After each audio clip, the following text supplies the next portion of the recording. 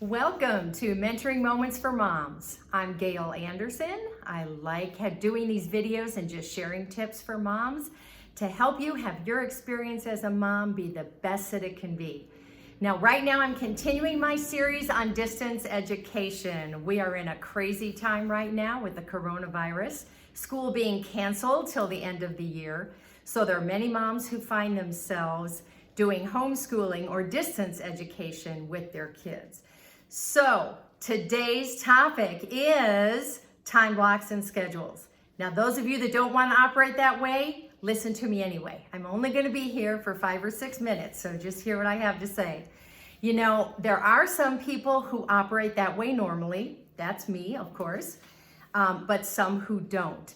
But I'm telling you, it works better, especially when you're talking with your kids, talking about having to do things like schooling with them. What I want to stress is that you can do both. You can have time schedules, blocks of time, and you can have flexibility within that. So it's important that even though you have something set up, different blocks of time, that you still allow yourself to flex and to flow in those time blocks. Anyway, okay, so give yourself the space to be creative with what's best for your family and the personalities of your kids. So first we're going to talk about setting time blocks. The biggest word here, of course, again, is flow. And you automatically think the kids do not like to have any type of schedule or routine or anything. And I beg to differ.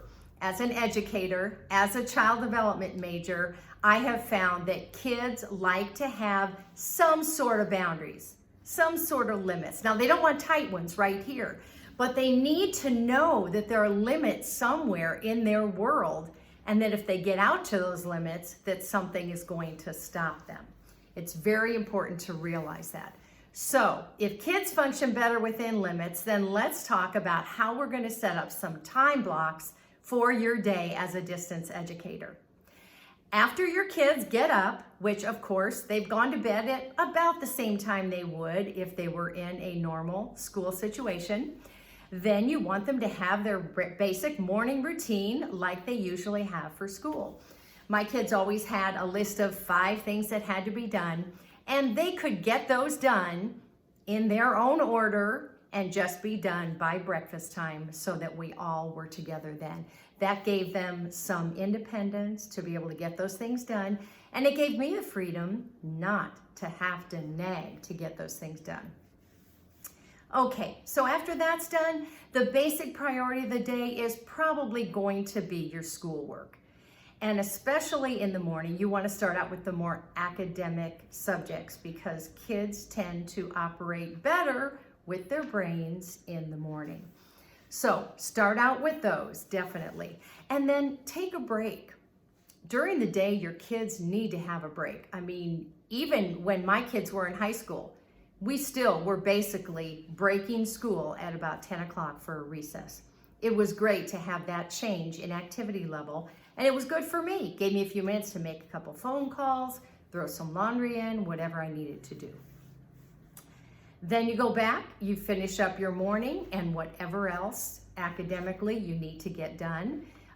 Lunchtime is the next automatic break that happens. And it's very nice because, again, you have time to just be a little bit more free-flowing. Everybody can get some things done. Your next block of time after lunch would be probably some quiet time. For our family, that always worked wonderfully. Now, when there were younger ones, they napped. But when they quit napping, we had them have a quiet time in their room, looking at books, doing a quiet project, building with something, listening to some stories on tape. That was another option. There were times that we actually had a family reading time during that time where I would go through like a series, one of the classics, and we would read together. That was a good time for that. It's also an excellent time for journaling.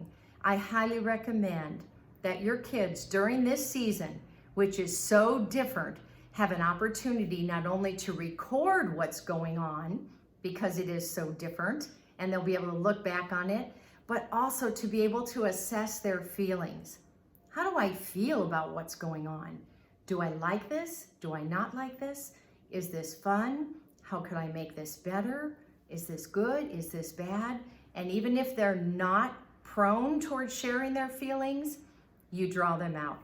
For kids that are younger, they dictate to you and you write down in their journal exactly what they say.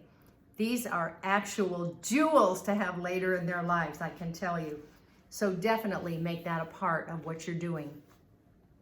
Also in the afternoon, I recommend, time for things that are a little bit more free-flowing. If you want to do something in the way of art or music or PE or cooking activities.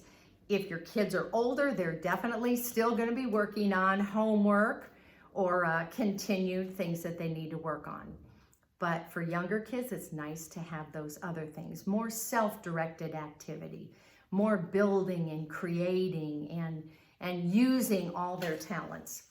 The thing I want to note here is if you look back at the time blocks, you'll see that we're starting out, kind of low activity in the morning with the schoolwork. Then we switch to recess, so we've got some high activity level. Then we go back to schoolwork, so we've got low activity. Then we've got lunchtime. That could be a free-for-all. And there may even be time to run outside and do things or ride your bike. Then we go back to a quiet time again. The quiet time is good for the kids, but it's also good for mom. Mom definitely needs a break, for sure. Okay, the next thing I want to talk about is setting expectations. Kids like knowing, what do I have to do? Do I have to practice my times tables for 10 minutes? Or do I have to do 3 math worksheets? There needs to be goals set for them that they know they can accomplish, that can be measured, that they say, okay, this is done. It helped my kids if I had a checklist where I wrote down what they needed to do for the day. Then they could check it off as they were done. And then of course I could look in just a second to see where they were at with things. And that gave me a good handle on how the day was going for that child. If you have multiple children, I do want to just give you a couple other little hints. First of all, in the mornings, work with the younger kids first and then go over to the older kids. And of course, I'm just talking as long as it takes to get them going and get them working on something on their own. The second thing would be to switch off helping different children, of course. Don't stay with one till they're done and then another one till they're done. The next thing would be to actually use an older child to teach a younger. They always say that a teacher learns twice. And I found that my kids learned even better if they could actually teach this to one of their siblings. It also relieved me of having to teach every subject to every child. A checklist also will allow your kids to do their work in whatever order they desire to do it and give them a little bit of independence and a little bit of control over this situation, which is so different than they're used to. So if you have older children teaching younger children, just a note here, you're probably going to have some motivation to get them to do that. We'll talk about that in another video.